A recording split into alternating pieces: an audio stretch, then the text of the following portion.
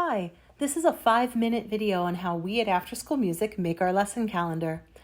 After School Music has 10 years of data on student absences that we've used, along with feedback from our parents and students, to put together a yearly calendar that we hope works for everyone. So let's get into it. Our goals are to avoid holidays by a mile so that families rarely have to cancel lessons because of their vacation plans. 10 years of data has shown us when we should and should not be having lessons. The goal is to reduce call-outs that people have to pay for. We can't help when a student is sick or when an emergency happens, but we work to anticipate the times when students tend to be away. Some schools will run their lessons year-round. Take a week at Christmas, one at August. That kind of schedule prioritizes profit over the lives and pocketbooks of our families. And hey, a financial advisor would tell us to hold lessons every week possible. But year-round attendance doesn't make sense for students or teachers. So, our goal is to hold 40 lessons a year for every student. The problem is that weekend students would need to have the same number of lessons as midweek students, and this poses a scheduling challenge. There are a lot of holidays that fall on weekends. We need to balance the calendar so that everyone has the same number of lessons. To do that, Tuesday, Wednesday, and Thursday students will often have days off at times that don't seem intuitive. That's why we are making this instructional video.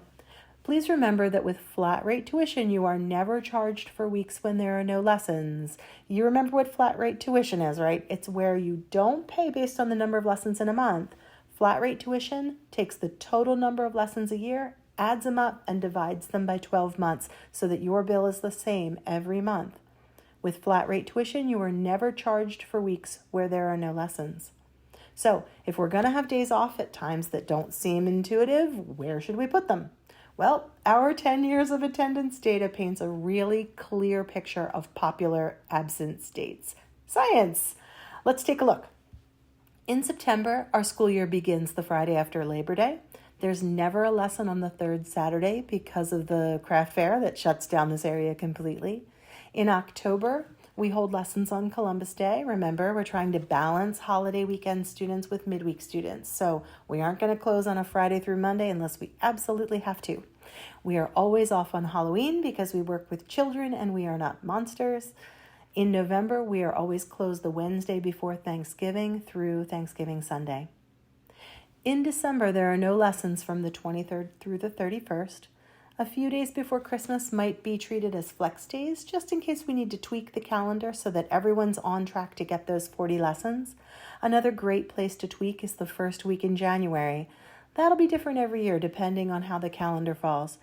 In February, the week before President's Day, we will always hold recitals on Tuesday, Wednesday, and Thursday, and then close on President's Weekend.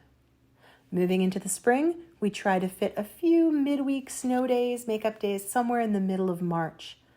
Moving into April, Easter changes every year, but we will always be closed on Good Friday through Easter Sunday. And we'll often use that Easter spring break week as a flex week as well, keeping those 40 lessons in balance.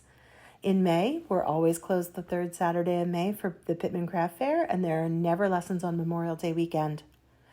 Moving into summer, we hold lessons the first week in June, recitals the second week in June, and then the third week of June is a terrible time for lessons. We had 39% attendance that week in 2019. So we learned we begin our first summer break by the third week in June.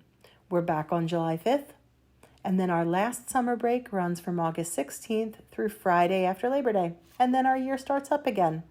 So, to recap, we used our data with student and parent feedback to put together our teaching year. Every student receives 40 lessons a year. Tuition is added up, divided by 12 months so that the bill is the same every month. Students taking lessons on Tuesday, Wednesday, or Thursday will have days off at times that don't seem at all intuitive. We got to balance those holiday weekends that we're closed. We have large breaks at Christmas and New Year's, in late June, and in late August. And we have shorter breaks around Thanksgiving, President's Day, Easter, and Memorial Day. Our calendar is on our website. Please feel free to sync our calendar to yours. And if you have any questions, feel free to reach out at any time. Thanks so much.